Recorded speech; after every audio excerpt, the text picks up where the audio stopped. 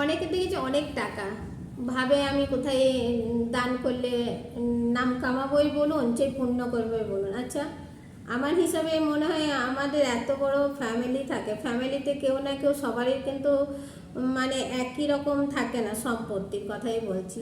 ধরুন আমি হয়তো বড় লোক তো কেউ গরিব লোক, কারো খাবার জুটছে তো কারো জুটছে না, কারো ওষুধ জুটছে কারো জুটছে না, এরকম ব্যাপার থাকে। তা আমরা যদি কোনো অনাথ আশ্রম বা বলুন কোনো এনজিওতে না দান করে ফ্যামিলিকেই দেখি, তা আমার মনে হয় সেটাই বেশি বেটার হবে না?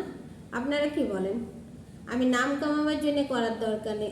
আমি একজন আমাকে বলেছিল, আমার খুব ভালো লেগেছিল কথাটা, যে আজকে জানো তো পৃথিবীতে এত গরিব দুঃখী থাকতো না যদি আমরা সবাই নিজেদের ফ্যামিলিকে সামালতে পারতাম।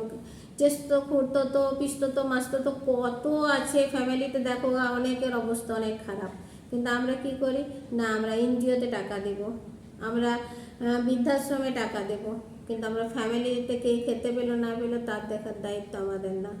কিন্তু এইটা আমার মনে হয় আমি মনে করি যে না, আগে তুমি ফ্যামিলিকে দেখো। তো আপনারা কি বলেন? যদি আমার সঙ্গে একমত হন নিশ্চয়ই জানাবেন।